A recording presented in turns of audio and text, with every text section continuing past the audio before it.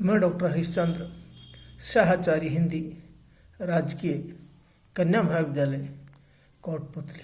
प्रिय विद्यार्थियों, आपको पूर्व में दुष्यंत कुमार की कुछ पदों की व्याख्या बता दी गई थी और अब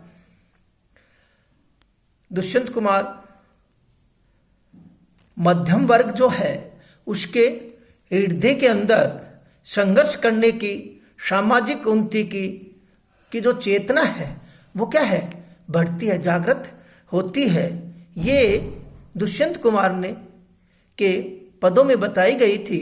अब है, अब किसी को भी नजर आती नहीं कोई दरार, घर की हर दीवार पर चिपके हैं इतने इश्तेहार। और क्या है कि वो दुष्यंत कुमार कहते हैं, अपने काव्य में लिखा है कि प्रतीक रूप में, चिन्ह के रूप में, प्रतीक के रूप में आपसी जो भेदभाव है, कम होने या नहीं दिखाई देने का वर्णन किया गया है। और क्या कहता है,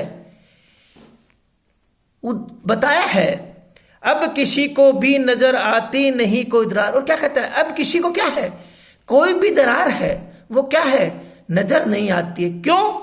घर की हर दीवार पर चिपके हैं इश्तिहार। और क्या है, जो पोस्टर है, इश्तिहार जो है वो क्या है, हर घर के ऊपर चिपके हुए हैं, जिसके कारण क्या है कि वो चीज, दरार जो है वो क्या है, दिखाई नहीं देती है। दरारें क्या होती है, अदृश्य होती दिखाई देती है। जो क्या है कि प्रतीक रूप में इसका जो आशय है, कवि ने जो वर्णन किया है उसका जो आशय है वो है कि देश रूपी घर में भेदभाव की अनेक क्या है, दरारें क्या है, पड़ी हुई है। क्यों? कि आपस में क्या है, जो भेदभाव है उसके कारण क्या हुई, अनेक दरारें हैं। परंतु उन भेद बाहों को दबाने के लिए अनेक प्रयास हो रहे हैं और इसके कारण उनकी दरारों किसी को भी क्या है, दिखाई नहीं देती है। क्यों? कि उन पर क्या है कि लिपापोती जो है, इश्तिहार जो है वो क्या कर दिया जाता है, लगा दिया जाता है। इसके कारण क्या है कि वो चीज क्या है, दिखाई नहीं देती है। समाज की कोई भी कमजोरियां है वो क्या है कि किसी भी प्रकार से उनमें जो बुराइयां हैं वो क्या होती है, मौजूद है, परंतु उन्हें दबाने और छिपाने का क्या किया जाता है, प्रयास किया जाता है। तो कवि क्या है कि जो प्रवृत्ति है पर कवि आक्षेप करता है। क्यों?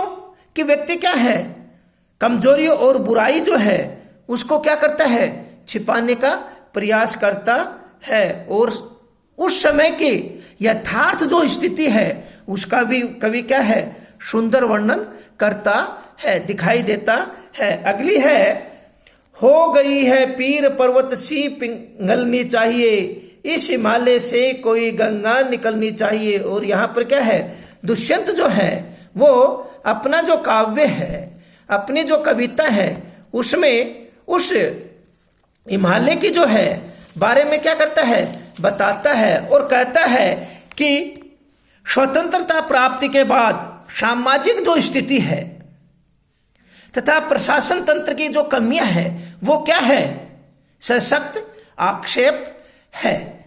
क्यों?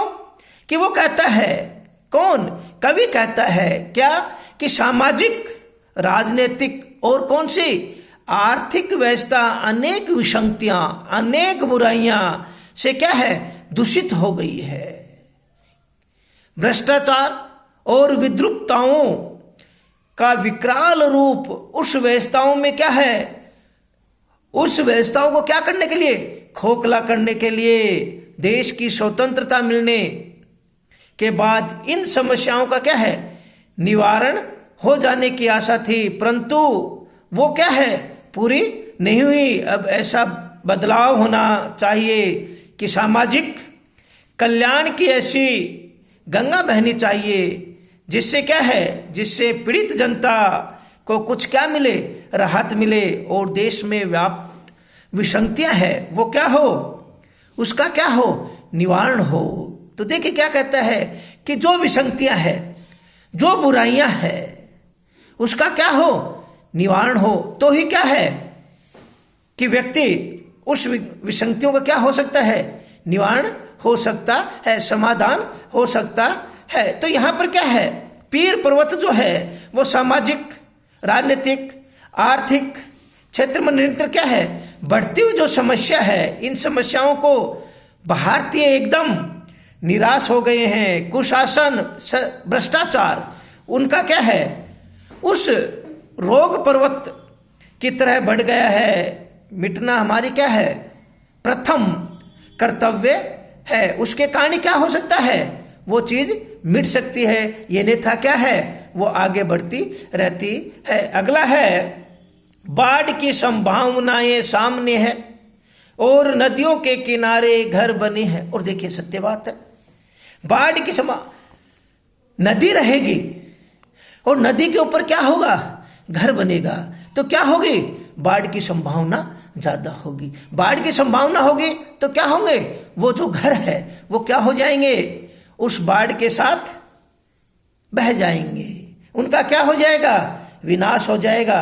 तो कवि क्या कहता है कि असावधान रहने से हानि हो जाने का भाव प्रकट किया गया है। तो इसमें क्या है कि बाढ़ आने की क्या है संभावना हो तो ऐसे स्थान पर क्या नहीं करना चाहिए, घर नहीं बनाना चाहिए। सत्य है कि बाढ़ आने की संभावना हो और वहां पर क्या किया जाए, घर बनाया जाए। तो क्या है, कवि क्या कहता है कि ऐसी जगह घर नहीं बनाना चाहिए जहां बाढ़ का प्रभाव रहता है। नदी किनारे घर बनाने या आबादी बसाने से तो बाढ़ आने पर बह जाते हैं, नुकसान हो जाता है। तो क्या कहते हैं कि अमुक काम करने से हानि ही होगी। क्यों कि वो वही बताता है कि नदी किनारे आबादी होगी तो उसको नुकसान ही होगा, उससे कोई लाभ नहीं होता है। भविष्य का क्या है, ध्यान रखा जाता है। ये नहीं था क्या है कि व्यक्ति भविष्य का ध्यान नहीं रखता है और शीघ्र ही क्या कर लेता है, काम कर लेता है। तो उस नदी के किनारे बसे हुए घर की तरह ही उसकी क्या है, हालत हो जाती है। और जानबूझकर आपदा का मोल लेना कोई समझदारी नहीं है। क्यों कि स्वहित के साथ समाज हित का भी क्या किया जाता है, ध्यान रखा जाता है। क्या कहता है कि स्वयं का तो जरूरी है, स्वयं के साथ स्वयं का ध्यान रख के समाज हित का भी क्या किया जाता है, ध्यान रखा जाता है। ध्यान रखने से क्या है कि व्यक्ति स्वहित के साथ साथ समाज हित का भी महत्वपूर्ण ध्यान रखता है।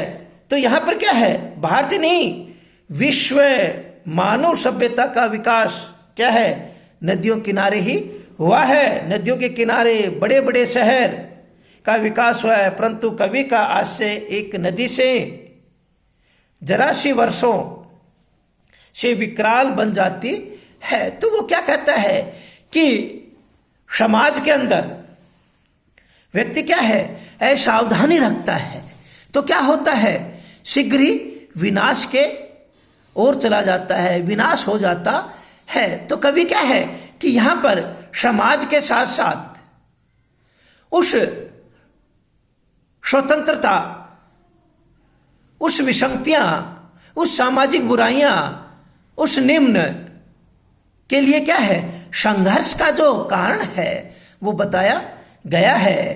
कल आपको बीए पार्ट 3 के सेकंड भाग के बारे में बताया जाएगा और उसका कुछ आपको निबंध जो है उसके बारे में बताया जाएगा। जय हिंद, जय भारत।